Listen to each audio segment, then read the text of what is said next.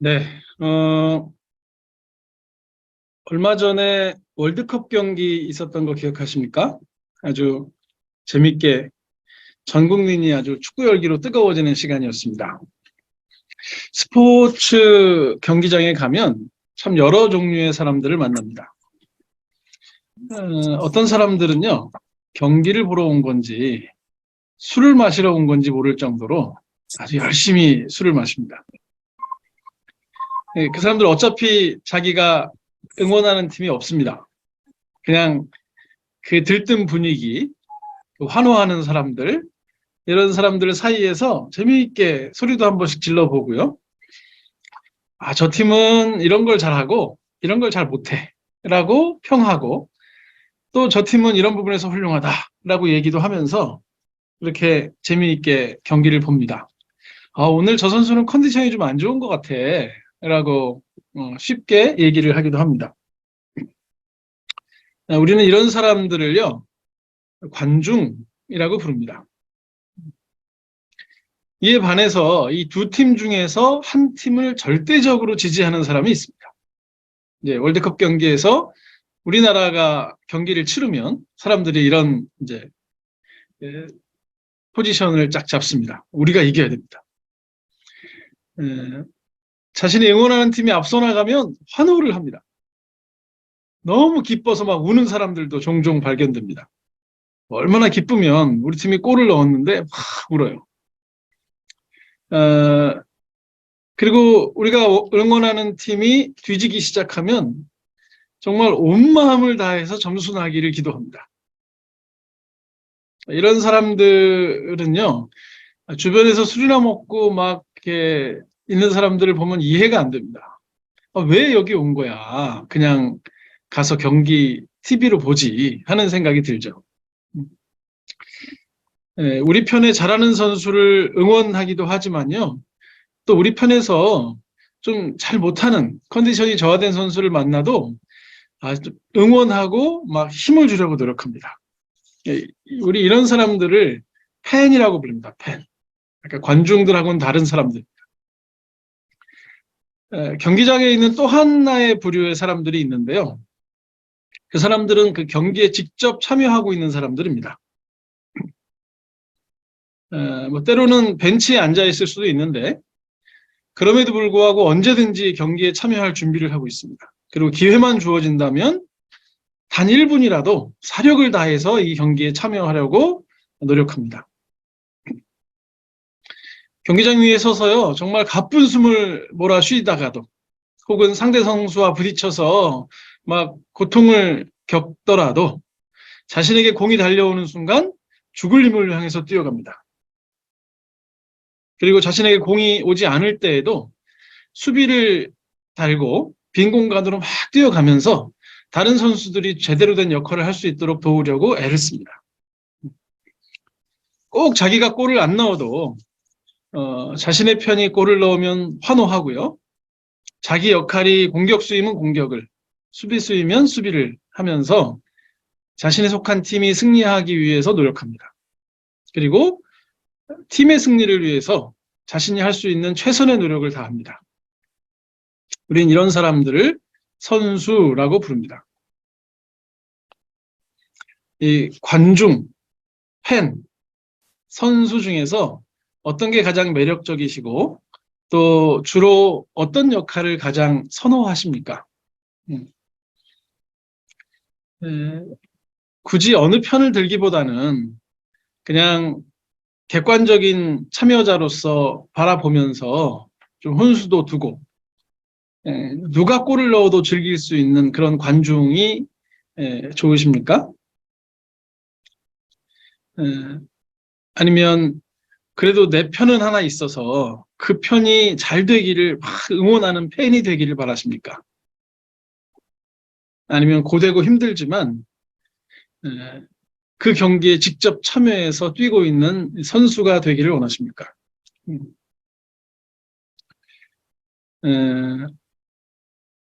저는요, 사실 선수로 경기장에 서면 우리 팀에 약간 방해가 됩니다. 열심히 안 해요. 막 어슬렁 어슬렁 웃으면서 돌아다니고, 막 열심히 뛰기는 하지만 상대편이 골을 넣어도 막 박수를 쳐주고, 그래서 저는 선수가 안 되길 참 잘했다. 이기고자 하는 열망이 크지 않아서 그냥 관중으로 살아가는 걸 축구 경기에서는 상당히 즐깁니다. 대신에 제가 각오한 건요, 이 하나님 나라라는 경기장에서 선수가 되어야 되겠다. 제자로 살아야 되겠다. 하는 것을 각오했습니다. 그리고 이 하나님 나라라는 경기장에서 선수로 살아가는 것을 굉장히 자랑스럽게 생각하고 살아갑니다. 그 하나님 나라 운동장에서 저는 때로는 목회자로서의 역할을 감당하기도 합니다.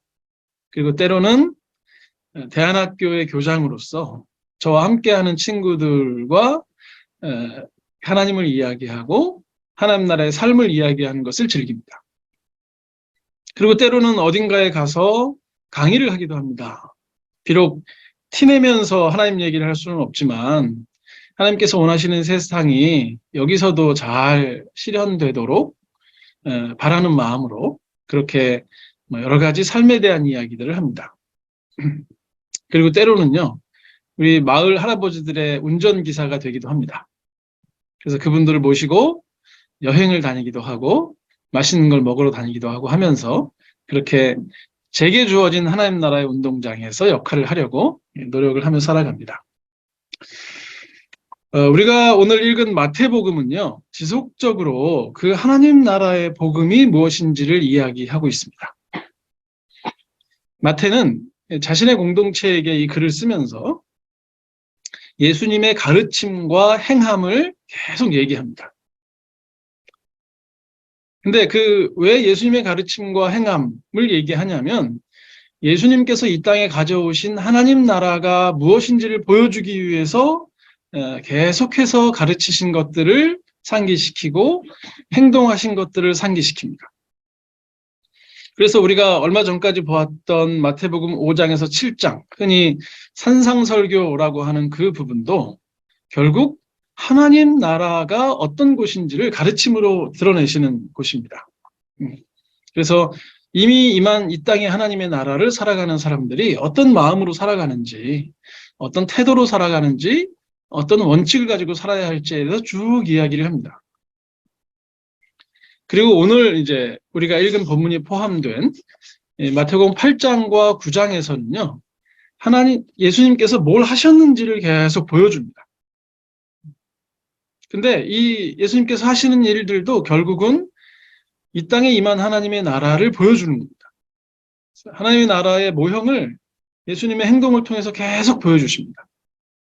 근데 여기서 계속 무슨 얘기가 나오냐면 병든 사람을 고치는 이야기, 귀신 들린 사람을 온전케 하시는 이야기, 예를 들면 바다와 풍랑을 잔잔케 하시는 그런 자연을 변화시키시는 이야기를 쭉 하나씩 하나씩 해나갑니다. 우리가 이런 것들을 보면서 잊지 말아야 될 건요, 하나님이 병을 고치시는구나. 하나님이 자연 재해도 제거하실 수 있으신 분이시구나. 하나님이 귀신도 내어 쫓는 분이구나 하는 것뿐만 아니라, 그것도 중요한데 그것뿐만 아니라 하나님 나라에서는 이런 일들이 생기겠구나, 혹은 이런 상태가 없겠구나 하는 것들을 우리가 볼 수 있습니다. 그래서 진짜 하나님 나라는 어떤 것인가가 간접적으로 조금씩 드러나는 게 이제 8장에서 9장까지의 여러 기적들입니다. 그래서 우리가 어려운 상황인데 왜 하나님 나를 안 고쳐주시지 하는 그런 질문만 하지 말고, 하나님 나라는 어떤 곳이지 하는 질문을 하면서 이런 것들이 치유되고 없어지는 곳이구나 하는 것들을 보시면서 이제 8장과 9장에 있는 여러 기적들을 보실 필요가 있습니다. 근데 성경은 조금 알고 보면 더 재밌거든요. 8장과 9장은요, 총 9개의 이야기가 나옵니다. 그리고 3개의 이야기가 끝날 때마다 무슨 가르침이 조금씩 있어요. 근데 오늘 우리가 읽은 본문이 첫 번째 3개의 기적 플러스 가르침이 끝나는 지점입니다. 그러니까 8장을 보시면 8장 1절부터 쭉 얘기가 나오다가 1절에서 4절은 나병 환자를 깨끗게 하시는 장면이죠.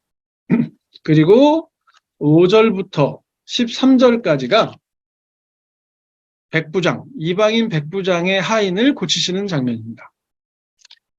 그리고 오늘 우리가 읽은 14절부터 17절까지가 베드로의 장모를 고치시고 또 많은 사람들을 고쳤다 하는 이야기. 그러니까 첫 번째 단락, 8장과 9장에 포함된 첫 번째 단락의 첫 번째, 두 번째, 세 번째 이야기들, 기적들을 이야기한 겁니다. 그리고 그 세 번의 이야기를 마무리하는 차원에서 18절에서 22절에 있는 이야기가 이제 등장을 하는 거죠. 그러면 이제 그 다음에 나오는 본문 8장 23절부터는 또 다른 세 번의 이야기가 나와요. 그래서 보시면 8장 23절부터 27절까지가 바람과 바다를 잔잔하게 하시는 예수님의 모습이 나오고요. 28절부터 34절까지에는 귀신 들린 사람을 고치시는 장면이 나옵니다. 그리고 9장 1절부터 8절까지는 중풍병자를 고치십니다. 그리고 마태를 부르시는 장면이 9장 9절부터 나옵니다. 그러니까 두 번째 가르침이 시작되는 거예요. 이런 식으로 본문을 하나씩 보시면 훨씬 더 재밌게 본문이 좀 이해가 됩니다. 그러니까 오늘 첫 번째 단락이 끝나는데 또 내일부터 이제 묵상하실 때 이 두 번째 단락이 시작되는구나. 이 두 번째 단락의 핵심은 뭘까 하는 생각을 가지고 묵상을 하시면 좋을 것 같아요. 오늘 본문의 16절을 보니까 예수님께 많은 사람들이 찾아오고 귀신 들린 사람들, 병자들을 예수님이 고치시는 장면이 나옵니다. 굉장히 많은 사람들을 예수님이 고치셨는데 그 중에 특별히 그 예로 든 게 누구냐면 나병 환자, 백부장의 하인, 그리고 베드로의 장모인 거죠. 수많은 사람들을 고치셨는데 왜 하필이면 이 세 사람을 마태는 예로 들어서 이야기하고 첫 번째 단락에서 무슨 얘기를 하고 싶은 걸까 하는 궁금증을 가지고 본문을 보면 재밌죠. 왜 하필 이 사람들인가? 진짜 하필이라는 말이 어울리는데요. 나병 환자, 이방인 백부장의 그것도 하인, 그리고 베드로의 장모라는 한 여인, 이 세 부류의 사람들은요, 유대 사회에서는 상당히 소외되었던 사람들입니다. 나병 환자는 육체적인 부정함의 아주 대표격입니다. 그래서 사회에서 이렇게 격리되는 사람들이죠. 근데 예수님은 오히려 그들에게 찾아가셔서 손을 내미셔서 만지심으로 부정한 병을 고치십니다. 그러니까 만지면 부정에 타서 안 만지려고 노력하는 사람. 그래서 혹시 있을지 모르는 부정함 때문에 사회로부터 격리시키는 나병 환자를 예수님께서는 찾아가셔서 손을 내미십니다. 그리고 만지시죠.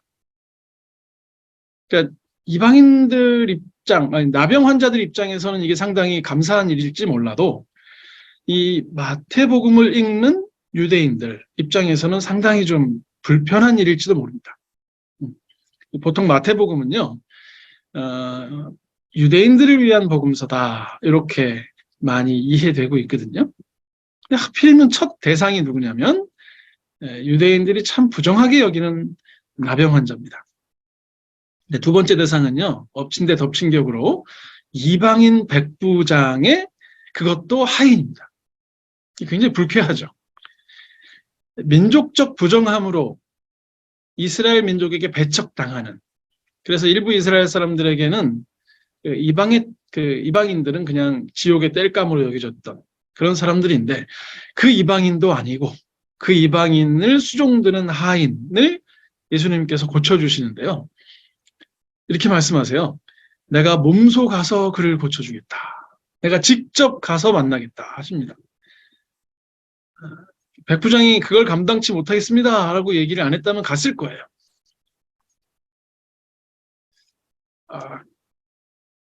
그런데 세 번째는요, 베드로의 장모입니다. 베드로의 장모라고 하니까 우리 입장에서는 예수님의 그 수제자의 장모니까 이게 되게 친분이 있고 좋은 관계련이 하겠지만 당시 유대 사회에서의 여인이라는 게 참 지위가 이렇게 열악했습니다. 심지어 어떤 경우에는 여인은 남성의 어떤 성적 요구를 이렇게 해결하는 대상, 혹은 자녀를 낳는 기계처럼 여겨지는 경우도 있었거든요. 근데 예수님께서 그 여인을 만지셔서 그 병을 해결해 주십니다. 여기까지만 해도 유대인들이 좀 불쾌할 거예요. 나병 환자, 이방인의 종, 그리고 한 여인을 고치시는 장면이 약간 이렇게 이게 맞아? 하는 느낌이 드실 만도 한데, 근데 그 뒤에 17절을 보면요. 이게 이사야 선지자를 통해서 말씀하신 것을 성취하신 것이다. 이렇게 얘기합니다. 그러니까 이건 정말 기분 나쁜 일이죠. 유대인들 보기에. 굉장히 충격적인 일이었을지도 모릅니다. 이렇게 충격을 받고 있을 즈음에 등장하는 사람이 누구냐면 한 서기관입니다. 그래, 드디어 유대인이 나왔습니다. 한 서기관이 등장했습니다. 앞선 이 세 명의 대상이 유대 사회에서 소외된 사람들이었다면 이 서기관이라는 사람은요, 유대 사회의 엘리트요 기득권층으로 이해할 수 있습니다. 아마 어린 시절부터 열심히 율법을 공부했을 거고 상당히 좋은 성적으로 그 율법 학교에서 졸업을 했을 겁니다. 율법에 능통한 사람이었죠. 근데 그런 사람이 예수님을 따르고자 하는 마음까지 생긴 겁니다. 그리고 예수님을 따라가려고 예수님이 어디로 가시든지 제가 따라가겠습니다. 라고 말씀을 합니다. 그러니까 여태까지 유대에서 소외됐던 사람들조차도 치유하셨던 예수님이 이 사람에게 그래 같이 가자 하면 참 좋을 텐데 이상한 말씀을 하세요. 그게 뭐냐면 여우도 굴이 있고 공중에 새들도 둥지가 있는데 인자는 머리 둘 곳이 없구나 하는 말씀을 하십니다. 그랬더니 이 서기관이 따랐다는 얘기가 없습니다. 근데 재밌는 건요. 앞서 나왔던 그 소외된 사람들, 나병 환자 혹은 이방인 백부장의 경우에는 예수님을 주님이라고 부르거든요. 그런데 이 서기관은 선생님이라고 얘기합니다. 베드로의 장모가 예수님을 어떻게 이해했는지는 본문에는 안 나오는데 아마도 과거로부터 예수님을 쭉 시중 들면서 예수님의 사역에 지대한 그 도움을 주었던 여인, 상당한 밑거름이 되었던 여인이라고 저희가 이해하고 있습니다. 사회적으로 소외된 사람들은요, 예수님을 주님으로 이해했고 그 주님을 신뢰했습니다. 근데 이 기득권을 가진 서기관은 예수님을 선생님으로 이해했습니다. 그러니까 당시에 주목받던 랍비인 예수를 내가 따르면 내 미래가 더욱 성공할 수 있지 않을까? 내가 조금 더 좋은 선생님 밑에서 좋은 가르침을 받고 싶은데 그런 게 가능하지 않을까 하는 기대를 했던 것 같습니다. 엘리트 과정을 밟고 사회의 기득권층이 될 수 있기를 바랐던 서기관에게 여우들도 굴이 있고 새들도 둥지가 있는데 인자는 머리 둘 곳이 없다 하는 이 말은 상당한 충격으로 다가왔을 거라고 생각됩니다. 그리고 그가 예수님을 따르는 데 있어서 상당히 큰 장애물이 되었던 것 같습니다. 그리고 한 사람 등장인물이 더 등장하는데요. 제자 중 한 사람입니다. 이건 지금 서기관 아니에요. 예수님을 따르던 제자입니다. 12제자 중에 하나인지 아니면 여러 제자들 중에 하나인지는 확실하지 않지만 이름을 안 밝히는 제자 한 명이 나옵니다. 이 사람은 예수님을 주님이라고 부릅니다. 그러니까 이건 서기관하고는 다른 인식을 가지고 있는 게 확실합니다. 이제 이 제자가 요청하는 건 이렇습니다. 제가 아버지의 장례를 치른 후에 예수님을 따를 수 있도록 허락해 주십시오. 라고 합니다. 그냥 어느 사회를 막론하고 자신의 돌아가신 아버지를 장례하는 것은 가장 급하고 중요한 일입니다. 유대 사회도 마찬가지였었는데요. 유대 사회에서는 아버지의 장례는 종교적인 의무로 더욱더 강조가 됐습니다. 그러니까 이 제자가 만약에 아버지가 돌아가셨다면 아버지의 장례를 치르고, 유대 사회에서는 돌아가신 분을 24시간 이내에 빨리 장례를 치러야 되는 게 있었는데, 그리고 하나님, 예수님을 따라가는 것이 지극히 당연한 요청이겠죠. 그런데 예수님께서 좀 의외의 대답을 하십니다. 죽은 사람의 장례는 죽은 자들에게 맡겨놓고 너는 나를 따라와라, 이렇게 말씀을 하십니다. 그러니까 이 말씀을 문자적으로 반영하면 교회를 다니는 사람은 장례를 치르는 것보다 주일날 예배에 오는 것이 맞다, 이렇게 이해될 수 있잖아요. 이 정도 얘기가 나오면요, 일반적으로 이렇게 얘기합니다. 예수 믿는 것들은 예매예비도 없더라. 이런 비아냥을 혹시 들어보셨습니까? 또 이 말씀이 확대가 되면요, 예수님을 믿는 사람들은 가족의 관계보다 교우 관계가 더 중요하다는 이야기를 하기도 합니다. 그래서 예수를 믿고 나서는 가족도 다 내팽개치고 교회만 다니더라. 미쳤다, 미쳤어. 이런 얘기를 듣기도 합니다. 근데 사실 이 본문만 자세히 봐서는요, 아버지가 돌아가셨다는 얘기인지, 아버지가 많이 아프시다는 얘기인지, 아니면 아버지가 연세가 많이 드셔서 돌봄이 좀 필요하다는 것인지, 이게 좀 분명하지가 않습니다. 이 학자들 사이에서도 이게 되게 다양한 의견이 있습니다. 그리고 이 죽은 사람의 장례는 죽은 자들에게 맡겨놓으라라는 이 말씀이, 어떤 학자들은 영적으로 죽은 사람들을 그냥 영적으로 죽은 사람들한테 맡겨놓으라, 이렇게 본문에 명확하지 않은 이야기를 이제 영적이라고 해석하시는 분들도 있지만, 또 어떤 사람들은 만사는 저절로 흘러가게 마련이다라는 유대의 격언으로 이해하는 사람들도 있습니다. 그래서 사실 이 본문은 되게 난제 중에 하나입니다. 이걸 어떻게 이해해야 되지? 예수님이 진짜 이미 돌아가신 아버지를 장례를 못 치르게 하고 나를 따라오라고 하는 건가? 아니면 아직 돌아가시지 않은 그 상태에 있는 그 아버지를 좀 두고 나를 따라오라고 하시는 건가? 이런 부분에 대해서 여러 해석과 의견들이 좀 있습니다. 그래서 많은 학자들이 이 부분을 문자적으로 탁 이렇게 등치시키거나 혹은 영적 의미를 부여하는 것을 조금 어려워합니다. 안 그랬으면 좋겠다라고 얘기를 하는 거죠. 그리고 어쨌든이라는 말을 많이들 써요. 이 본문은 예수님을 따라가는 것이 참 절대적이다, 그것에 우선순위가 있다라는 얘기를 하는 것만은 분명하다, 그게 제자들이 치러야 될 대가다라고 얘기한다 정도로 이해를 합니다. 아마 서기관은 예수님을 따라가지는 않은 것 같고요. 제자 중 한 사람이 어떻게 됐는지도 잘 모르겠습니다.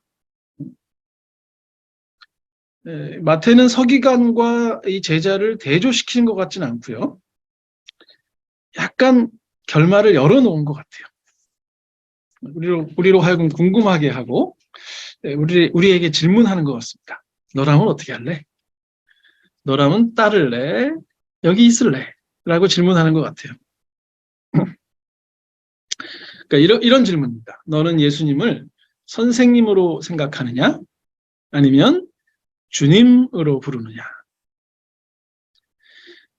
너는 예수님을 통해서 너의 지적인 욕구, 정서적인 만족, 일상의 문제 해결을 원하느냐?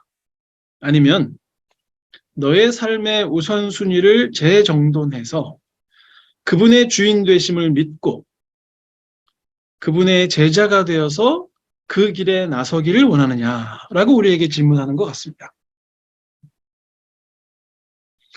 이 문명사회를 살아가는 우리들, 현대사회를 살아가는 우리들은요, 간접 경험을 상당히 즐거워합니다. 직접 참여하는 것보다 간접적으로 참여하는 게 훨씬 리스크도 적고요. 크게 어려움도 없어서 사실은 그것을 굉장히 선호하는 현상을 우리가 가지고 있습니다. 설교의 서두에서 말씀드린 것처럼 스포츠가 대표적인 예가 될 건데요. 그 이외에도 여러 가지 간접 경험들을 우리는 굉장히 많이 합니다. 이 스포츠 중계를 여러 번 보다 보면요, 그 분야의 전문가가 됩니다. 다 알아요. 지금 타이밍에서 패스를 했어야지. 이제 질질 끌다가 저렇게 됐잖아. 하고 얘기하는 게 굉장히 쉬워집니다. 그리고 지금쯤 누구를 이렇게 빼고 누구를 교체해가지고 전술을 이렇게 변화시켜야지 되는 거지 라고 얘기하는 사람들이요, 정말 많습니다. 유튜브를 보시면 한 팀의 경기를 정말 여러 사람들이 중계를 하는데 잘합니다. 하지만 운동장에 딱 서면요, 날아오는 공에 발을 맞추는 것이 얼마나 어려운지를 깨닫기 시작합니다. 전술 이런 거 싹 없어집니다. 상대편과 몸이 한번 꽝 부딪히기 시작하면 이제는 아무 생각 없이 뛰기 시작하는 거죠.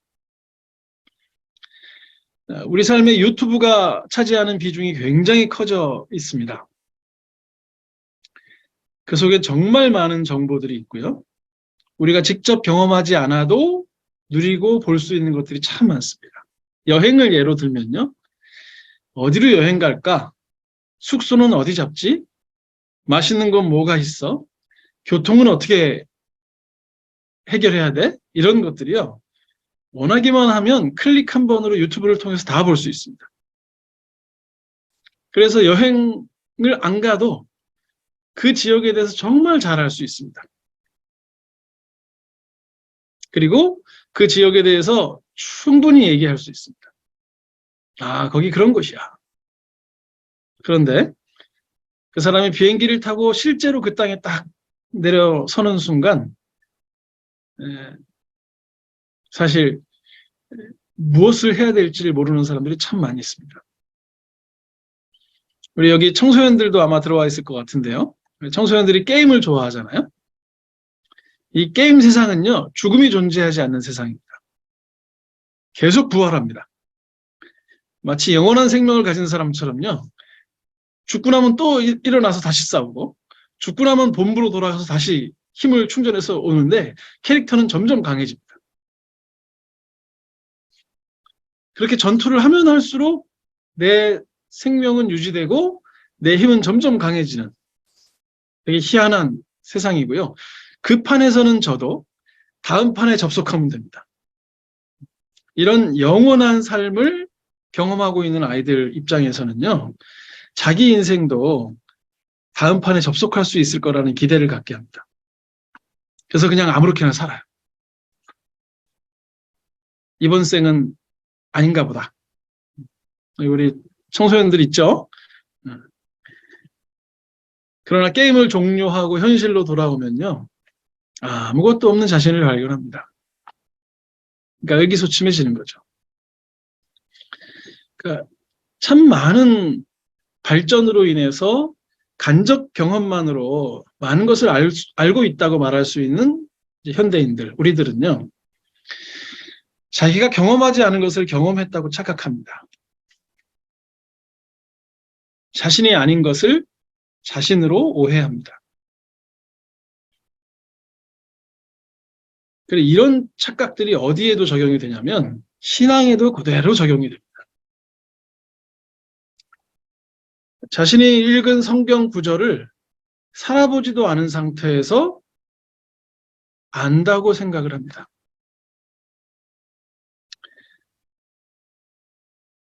성경을 따라 살아가다가 어려움을 만나고 그 어려움 속에서 하나님을 경험해보지 못한 상태에서 이미 하나님을 경험했다고 착각합니다. 진정 그리스도인으로 살아가는 것이 무엇인지 실제로 실천하지 않으면서 자신이 그리스도인이 되었다고 착각을 하는 거죠. 그러다 보면 예수님이 멋져 보여서 따르겠다고 하다가 그분의 길을 따르는 것에 상당한 어려움이 있다는 것을 알고 가던 길을 멈춘 한 서기관처럼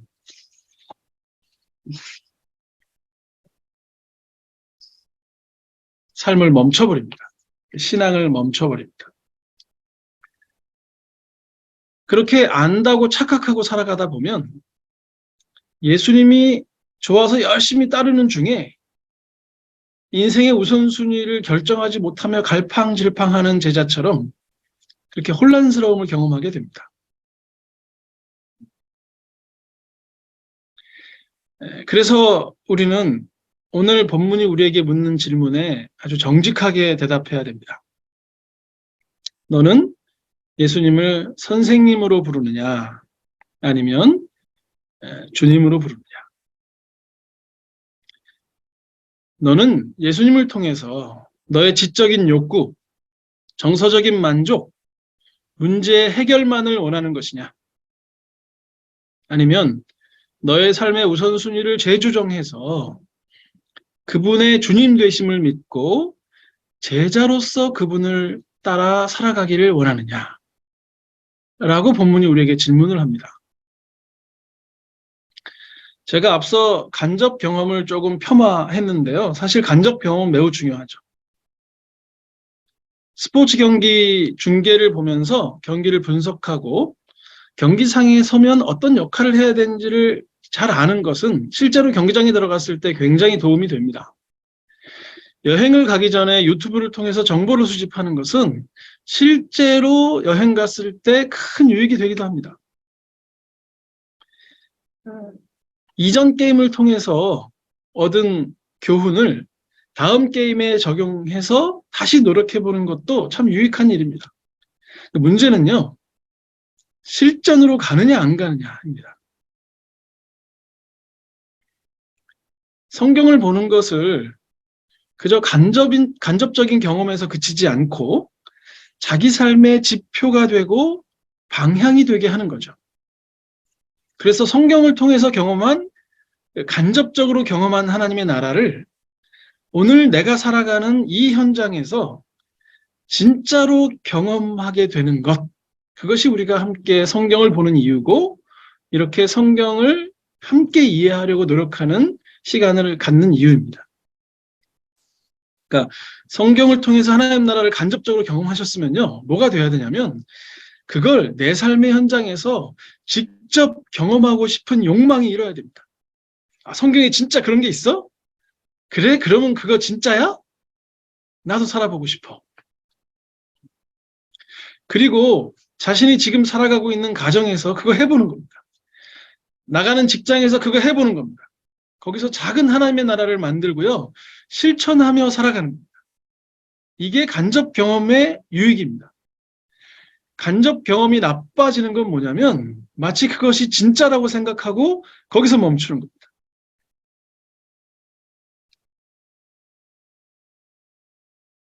예수님 당시에 예수님께서는 소외당하는 사람들, 나병 환자와 이방인의 종과 한 여인을 고치십니다. 예수님은 어떤 사회적인 지위나 체면을 가지고 사람들을 대하시지 않습니다. 그러니까 우리도 우리 스스로를 그렇게 봐야 됩니다. 나는 남들보다 못 배웠고 돈도 없고 뭐 알지도 못하는데 하나님이 나를 사랑하실까? 아니요. 우리가 그분을 주님으로만 섬긴다면 그분은 우리에게 손 내밀어 주십니다. 우리가 죄가 많아도 우리가 부정하여도 손 내밀어 우리를 고쳐주신 분이 주님이신 거예요. 그러니 우리가 고상하고 잘나고 많은 무슨 선행이라도 해야 하나님과 함께 할 거라고 착각하는 건 그 서기관의 행태입니다. 우리가 그분을 주님으로 모시고 그 연약함이 있는 그대로 인정해도 아무 문제 없습니다. 뿐만 아니라 그런 사람들의 친구가 되어야 합니다, 우리가. 내 아는 사람 중에 말이야, 유명한 정치인이 있어. 돈 많은 누가 있어. 이런 거 자랑하는 게 아니죠.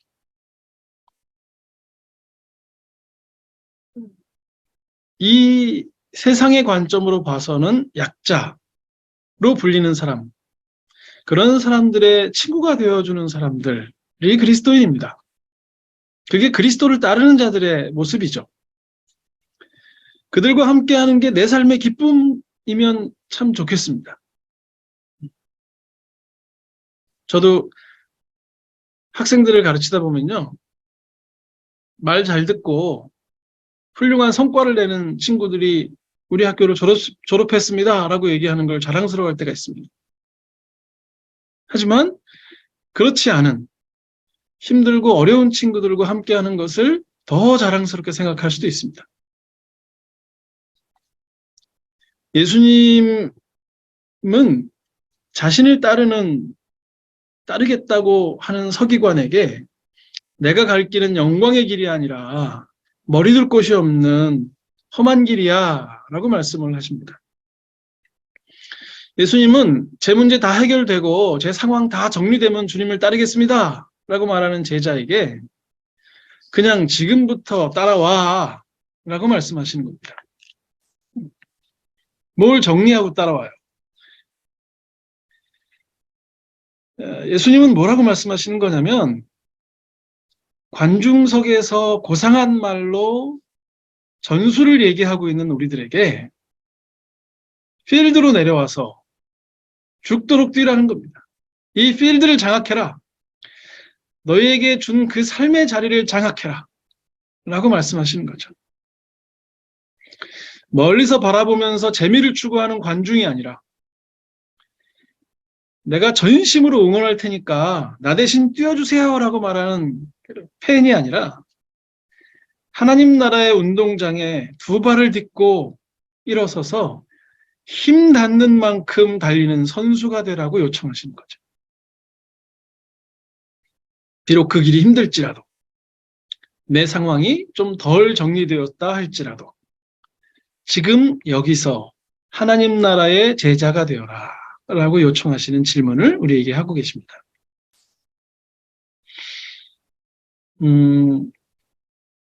하나님과 나만 아는 그런 경험, 누군가에게 논리적으로 이야기하여 설명하고 설득하기는 어렵지만 나는 확실히 알고 있는 그런 경험을 가지고 있으십니까?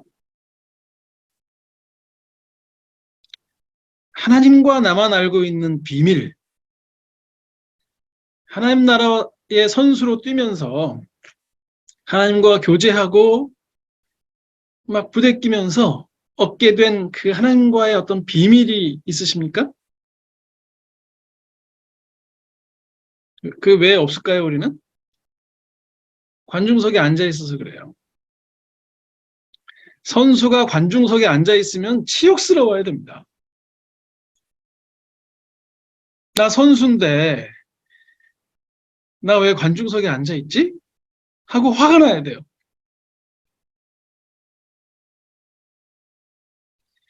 이런 경험과 비밀은 간접 경험으로는 알 수가 없는 겁니다. 하나님 나라에 직접 발을 딛고요. 때로는 무식하게 보이지만 여전히 용감하게 그 길을 걸어가면서 경험이 쌓입니다. 그 경험 속에서 하나님과 나만 아는 비밀을 간직하게 돼요. 이런 사람들은요, 세상이 감당하지 못하는 거죠. 왜 그 길을 가지? 그 길이 아닌 것 같은데? 라고 누군가 얘기할 때요. 아니요, 이 길이 맞아. 내가 가봤어. 내가 지난번에 걸어서 경험한 게 있고, 지난번에 얻었던 비밀이 있어. 그래서 나는 이 길을 걸어갈 수 있어. 야, 거기 가면 힘들잖아. 그거 아닌 것 같은데? 라고 말할 때, 아니야, 이 길이야. 너 관중석에 있는 거야. 이리로 내려와. 라고 권할 수가 있습니다.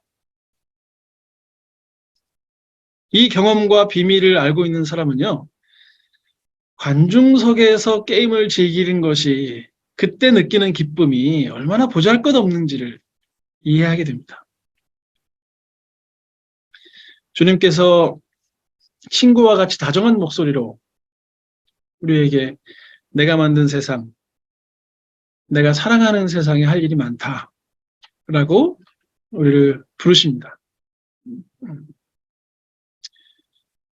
저는요, 저를 포함해서 우리 모두가 운동장을 누비는 고귀한 경험, 설명할 수 없는 비밀, 이런 것들을 간직한 사람들이 되었으면 좋겠습니다.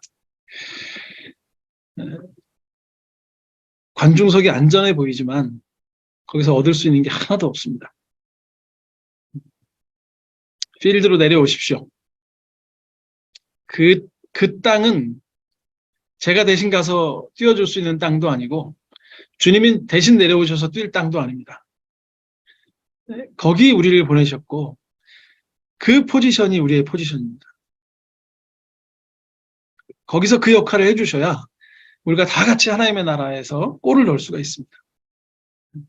함께 친구로 부르시는 하나님의 부르심을 좀 마음 깊이 듣고 내게 맡기신 필드에서 내가 내 역할을 하고 싶다 하는 기대를 가지고 경험과 비밀을 간직해가는 우리가 되었으면 참 좋겠습니다. 네, 기도하겠습니다.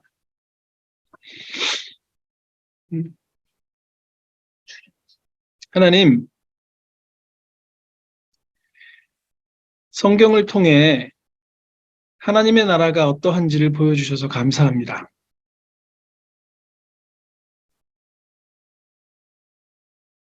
세상의 관점에서 뭐 그리 대단한지도 않은 우리들을 찾아오셔서 친구 삼아 주시니 저희들 참 몸둘 바를 모르겠습니다.